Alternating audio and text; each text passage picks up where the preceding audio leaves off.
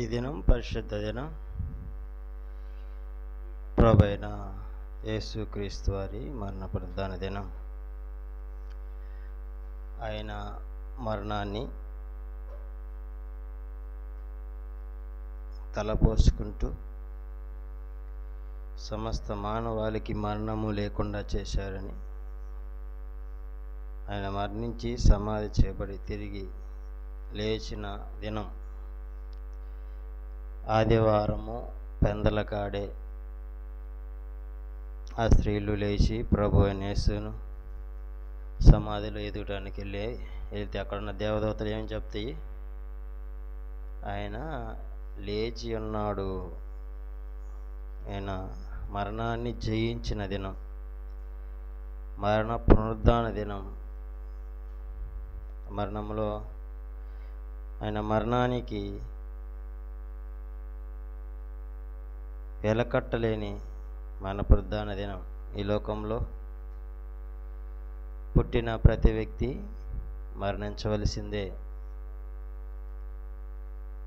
ప్రభువైన యేసుక్రీస్తు వారు మరణించటానికే జన్మించాడు. అలాగే ఈ లోకంలో ఉన్న ప్రతి ఒక్క వ్యక్తి పుట్టినవాడు మరణించవలసిందే. కానీ ఇక్కడ ప్రత్యేకత ఏంటంటే, మరణించి సమాధి చేయబడి మా సమాధుల నుండి మరణ పునరుద్ధానుడై తన శిష్యులకు కనిపించాడు. ఇద్దరు మాట్లాడుకుంటూ దోవలో పోతుంటే వాళ్ళతో మాట్లాడుతూ పోతూ ఉంటాడు.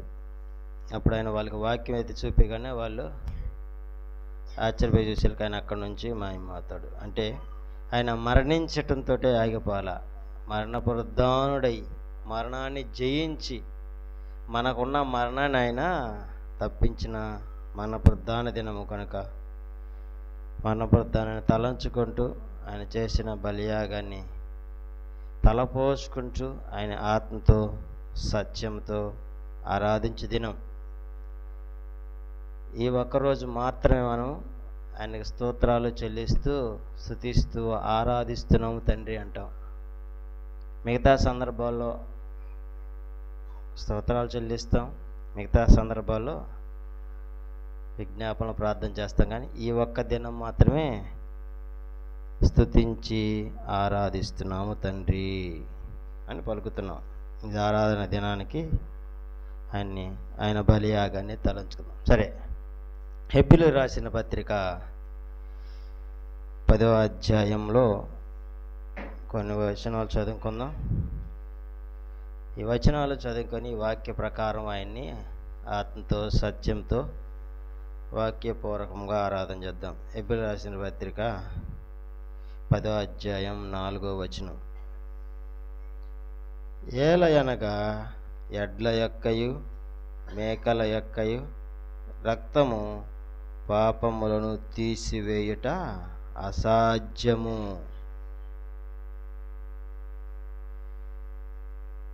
పాపమును తీసివేయటము అసాధ్యము.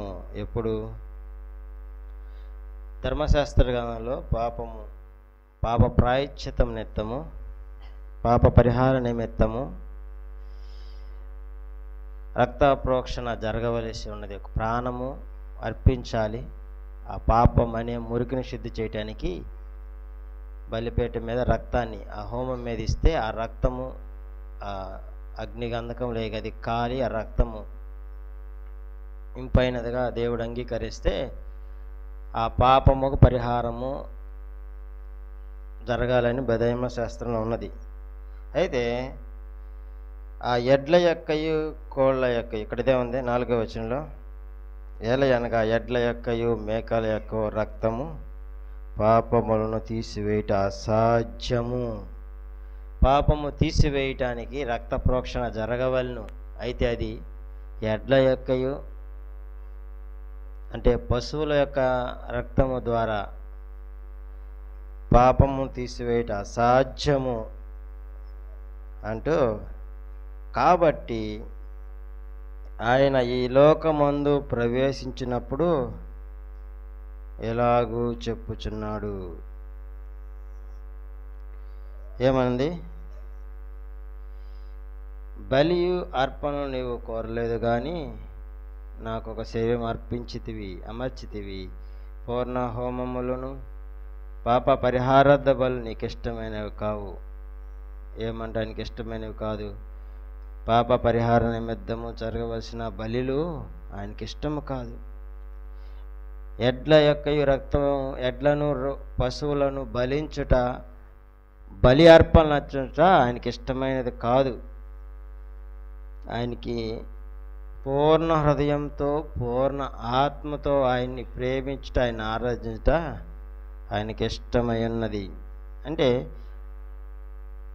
ఏ పడితే వాటిని బలించి వీటి ద్వారా పాప పరిహార నిమిత్తం అయిందనుకున్నారేమో, వాటి ద్వారా పాపము పోవుట అసాధ్యము.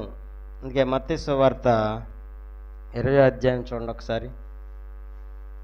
మత్తయి సువార్త 20వ అధ్యాయం 28వ వచనం. 28లో ఉంది ఒక మాట చూద్దామా? అలాగే మనుష్య కుమారుడు పరిచారము చేయించుకుంటకు రాలేదు, కానీ పరిచారము చేయుటకును అనేకులకు ప్రతిగా విమోచన క్రయధనముగా తన ప్రాణమునిచ్చుటకును వచ్చెనని చెప్పెను.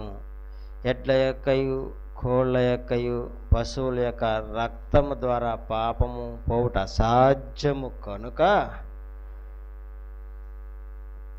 అనేకులకు ప్రతిగా విమోచన క్రయధనముగా తన ప్రాణమునిచ్చుటకు వచ్చినని చెప్పెను.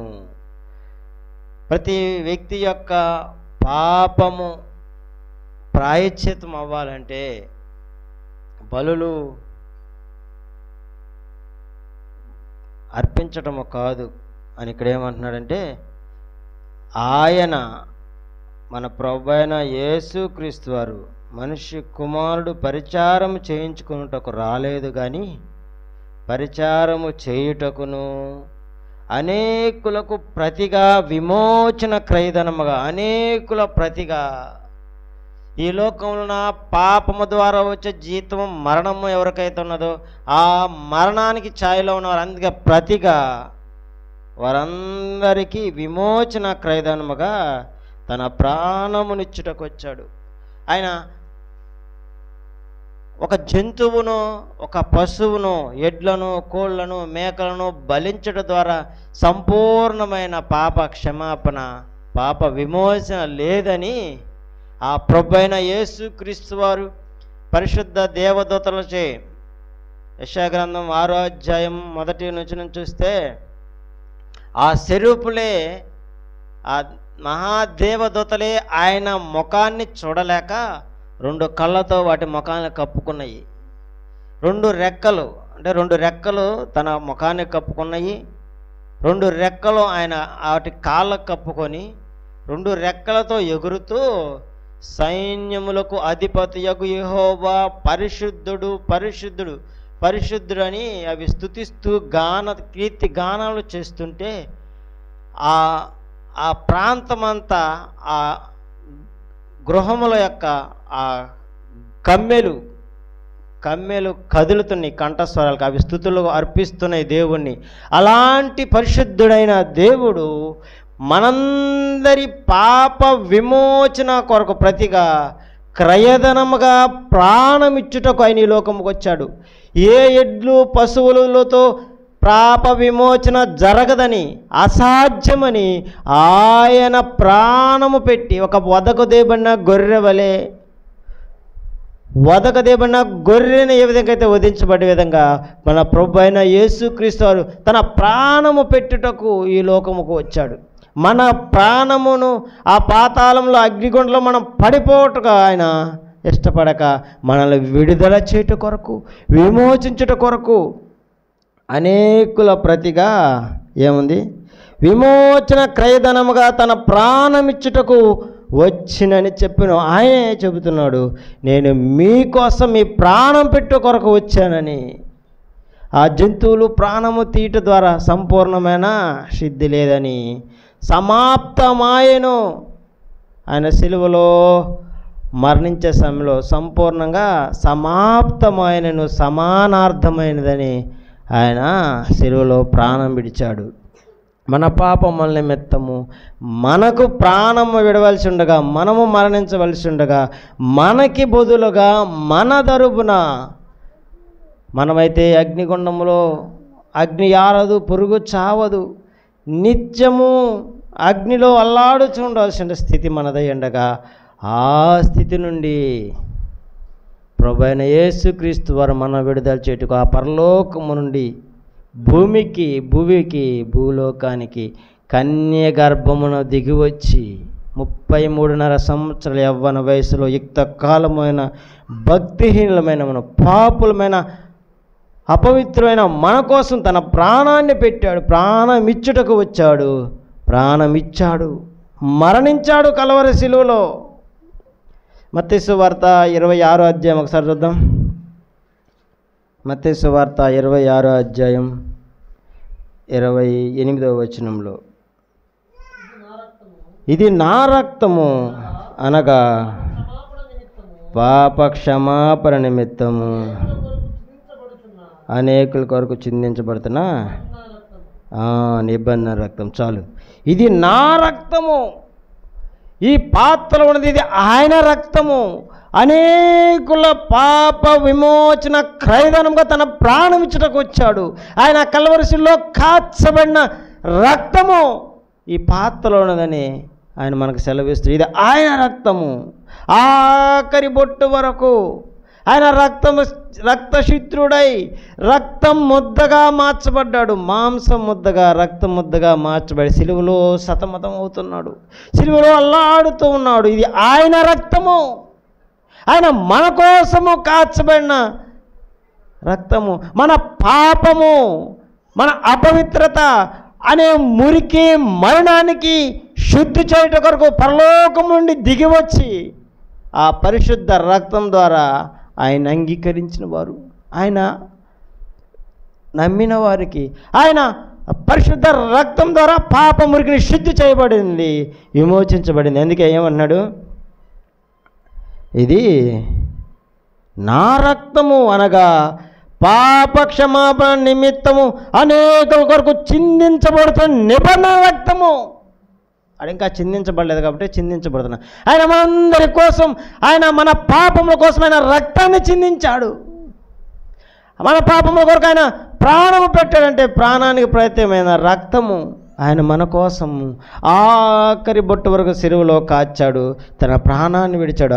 ఆ రక్తం ఇది అని ఆయన ఆ సమయంలో గుర్తు చేస్తున్నాడు. ఆయన కల్వరి సిలువలో తలకి ముళ్ళకేయటమే అల్లి దాన్ని తలకు అద్దినప్పుడు ఆయన ముఖము చూడనల్లవారుగా రక్తమంతా ముఖంతో చూడలేక భయంకరమైన స్థితిలో ఉంటే చూడలేకపోయారు. ఆయన అక్కడి నుంచి ఇక్కడికి, ఇక్కడి నుంచి అక్కడికి తీసుకెళ్తూ కొరడాలతో కొడుతూ ఒక మాను దగ్గర నుంచోబెట్టి ఆయన బంధించి కొరడాలతో కొడుతుంటే ఆయన మాను దగ్గర నుంచుంటే ఆ మాను చుట్టూ రక్తమే. ఆయన పాప భారం అనే సిలువను భుజాన పెట్టుకొని నడుస్తూ ఉంటే, ఆయన మార్గములు నడుస్తూ ఉంటే ఆయన పాదాలు అన్నీ రక్తపు ముద్రలే. ఆయన సిలువను మోయలాక ఒరిగితే ఆ ఒరిగిన దృశ్యంలో అక్కడ మనకు కనిపించేది ఆయన రక్తమే. ఆయన రక్తము మన పాప మురికి మనని శుద్ధి చేయటకు పరిశుద్ధ రక్తాన్ని కాచాడు. అదే ఆయన ఆ సిలువలో మరణించాడు, సమాధి చేయబడి 3వ దినమున మృత్యు జేడ లేచి ఆయన ఆ సిలువలోనే 3 రోజులు అక్కడే ఉంటే, ఆయన 3 రోజులు అక్కడే ఉంటే, ఆ సిలువలోని వేలాడదీయబడి ఉంటే, అయితే చీకటబడేలాగా తీసివేయాలి. ఒకవేళ ఆయన అక్కడే ఉంటే ఆయన చూడటానికి సిలువ దగ్గరికి వెళ్తుంటే ఆయన ప్రతి అడుగు ఇలా కనిపిస్తూ ఉండేది. రక్తము నేల మీద పడగానే అంతటితో ఆగిపోదు. ఆ రక్తము చాలా రోజులు ఆ నేలలోనే కనిపిస్తూ ఉంటుంది, ఒక మరకలాగా కనిపిస్తూ ఉంటుంది. ఆ 3 రోజుల తర్వాత ఆ మార్గంలో పోయే వాళ్ళందరికీ ఆయన పాదాలు, పాదాలు కనిపించేవేమో, అడుగులు కనిపించేవేమో. ఆయన ఒరిగిన కాడ ఆ రక్తము మడుగు కారిపోయే రక్తము ధారలు కారిన మార్గాలు చిందించబడి కనిపించాయి. ఆయన అంతగా ఆ రక్తాన్ని మన కోసం, ఆయన కోసం ఏమి ఉంచుకోవడం, తన ప్రాణాన్ని పోయేంత వరకు ఆయన మన కోసం ఆయన రక్తాన్ని కాచాడు. ఇది ఆయన రక్తం అని విశ్వసించి ఆయన పాత్రలో చేయాలి. ఇది ఆయన శరీరం అని విశ్వసించి ఇది మన కోసం పరలోకముడు దిగి వచ్చిన జీవాహారం అని మనము ఆయన పాత్రలో చేయవేయాలి. ఆయన్ని మనం స్తుతించి ఆరాధించేటప్పుడు, స్తోత్రాలు చెల్లించేటప్పుడు కేవలం ఆయన శిలువ నామస్మరణలోనే ఉండాలి, శిలువ ధ్యానంలోనే ఉండాలి. శిలువలో ఆయన కొడాలతో కొట్టబడుతున్న ప్రతి దెబ్బ శబ్దం మనకి హృదయానికి తాకాలి, మన చెవికి మన హృదయానికి ఆ స్పర్శ కనిపించాలి. ఆ కలవరిశిలో ఆయన కాచబడిన ఆఖరి బొట్టు వరకు రక్తం ఉన్న చూసారా, ఆ బొట్టు కింద పడినప్పుడు ఒక చిన్న శబ్దం వచ్చింది. ఎంతో దూరం నుంచి శిలువ మీద నుంచి పడుతున్నప్పుడు ఆ శబ్దము నీ హృదయానికి తాకాలి. అంత ఏకాగ్రతతో, పూర్ణ హృదయంతో, పూర్ణ ఆత్మతో ఆయన్ని ఆరాధించాలి, ఆయన్ని స్తుతించాలంటే అవి మనలో మన హృదయపూర్వకమైన అర్పణలో కనిపించాలి. ఆయన ఈ లోకంలో పరిచారము చేయించుకుంటున్నాడు. పరిచారము చేయుటకును అనేకులకు పాప విమోచన కొరకు క్రయధనముగా ప్రాణమిచ్చుటకు వచ్చాడు. ఆయన ప్రాణము పెట్టాడు మన కోసం. ఆయన మన కోసం ఆ కలవరిశిలో ఎంత వేదన అనుభవించాడో. కొడాలు ఒకవైపు అవమానకరమైన మాటలు, ఒకరు దూషిస్తున్నారు, ఒకరు ముఖం మీద ఉమ్మి వేస్తున్నారు, ఒకరు పిడిగుద్దులు గుద్దుతున్నారు, ఒకరు కర్రతో చరుస్తున్నారు. ఎంత వేదన అనుభవిస్తున్నాడో.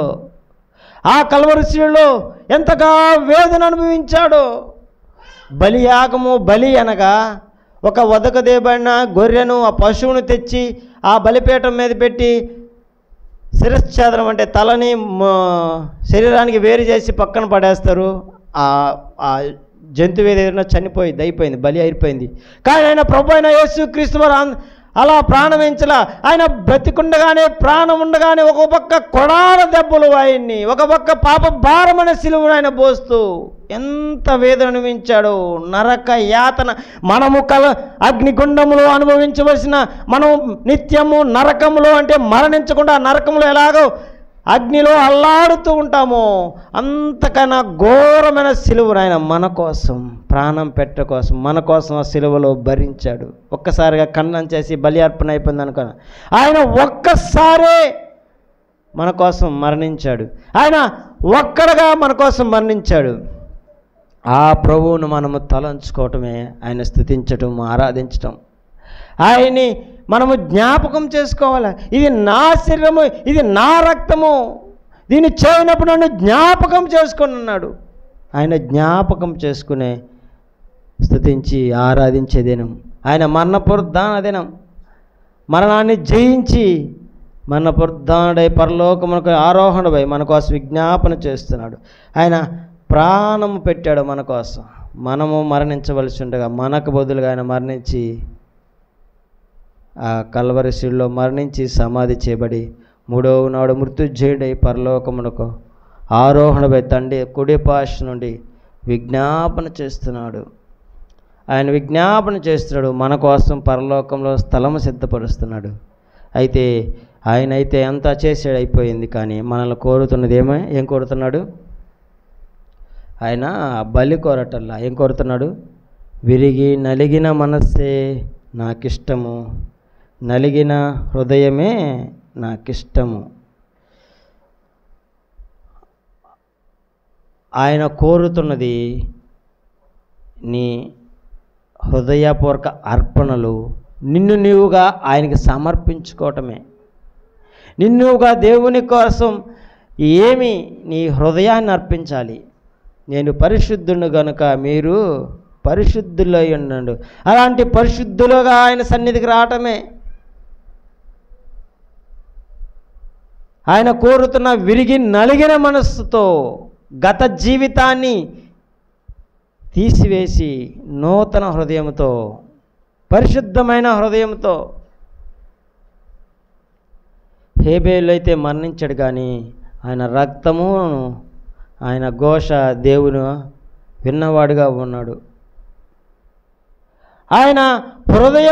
ఆయనతో హృదయముతో ఆరాధిస్తే ఆయన ఈ సమయంలో ఇక్కడ ఆసీనుడయ్యండి ఆయన నువ్వు హృదయపూర్వకంగా ఇచ్చే అర్పణలు అంగీకరించడానికి సిద్ధముగా ఉన్నాడు.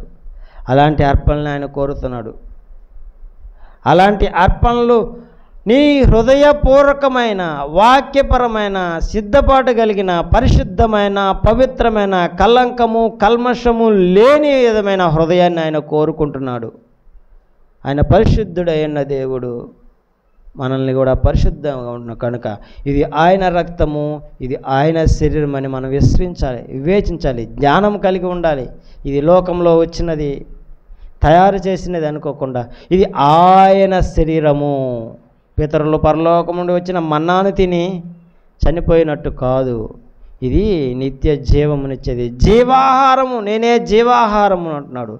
ఇది పరలోకం నుండి వచ్చిన జీవజలం, ఇది ఆయన రక్తం. మన పాపం మురికిని శుద్ధి చేయడం కాచబడిన ఆయన రక్తం అని విశ్వసించి దాంట్లో పాత్రలో చేయవాలి. ఆయన జ్ఞాపకం చేసుకోవాలి, ఆయన శిలువను జ్ఞాపకం చేసుకోవాలి, ఆయన శిలువ మరణాన్ని జ్ఞాపకం చేసుకోవాలి. ఆయన మన కోసం ఎలాంటి స్థితిలో నుంచి ఏ స్థితిలోకి దిగి వచ్చాడో, ఆయన పరిశుద్ధుడైన దేవుడు పాపుల స్వరూపాన్ని ధరించుకొని కురీపిగా మార్చబడ్డ ఆయన్ని మనం ఆరాధించాలి. ఆయన అత్యున్నత సింహాసనంపై ఆసీనుడైన దేవాతి దేవుడు అయ్యండి మన కోసం చిల్ల పింకవలే మార్చబడ్డాడు. అతి సుందరుడు అతి కాంక్షుడు 10,000 గుర్తింపదగిన దేవాతి దేవుడు అయ్యండి చూడనల్లవారిగా మార్చబడ్డాడు. ఎంత తగ్గించుకున్నాడు, తానుగా అప్పగించుకున్నాడు మన కోసం అని గుర్తెరిగి ఇది ఆయన శరీరం, ఇది ఆయన రక్తము, మన కోసం ప్రాణం పెట్టాడు, మన కోసం ప్రాణానికి క్రయధనముగా రక్తమును కాచాడు.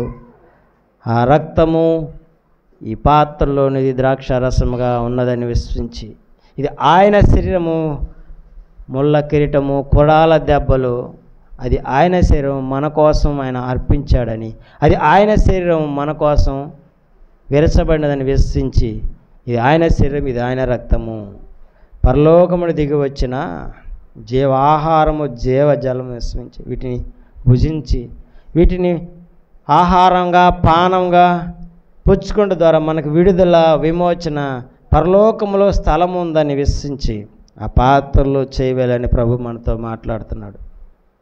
ఆ విధమైన ఆలోచన జ్ఞానం కలిగి అలాంటి అనుభవం కలిగి ఇది వారం కూడిక కాబట్టి వారం వచ్చాం పాత్రలు చేయవేశామని కాకుండా ఇది ఆయన శరీరము, ఆయన మన కోసం ఎంతగానో శ్రమలు అనుభవించాడు, రక్తసిక్తుడయ్యాడు, ప్రాణం పెట్టాడు,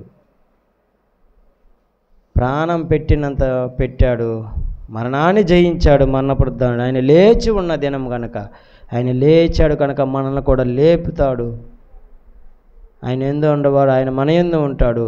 తండ్రి ఏ విధంగా ఆయన లేపాడో మనల్ని కూడా ఆయన లేపుతాడని విశ్వసించి పాత్రలో చేయవేయాలని ఇది పరిశుద్ధమైన ప్రభు యేసుక్రీస్తు వారి శరీరం అని రక్తం అని విశ్వసించి పాత్రలో చేయవేయాలని ప్రభు మనతో మాట్లాడుతూ ఉండగా అదే రీతిగా ఆ పాత్రలో పాలు పంచాలని నమ్మి రక్షణ పొంది బాప్తీసం తీసుకొని సిద్ధ మనసు గలవారై వాక్యముతో సిద్ధ మనసు గలవారై పాత్రలో చేయవేయాలని ప్రభు మనతో మాట్లాడుతుండగా అలాంటి అనుభవం గలవారమే పాత్రలో పాల్గొనాలని ప్రభు నామన తెలియజేస్తున్నాం. దేవుడి వాక్యము దీవించి మనందరి హృదయాల్లో ఆత్మీయంగా బలపరిచి పాత్రలో చేయవేదునుగాక. ఆమేన్.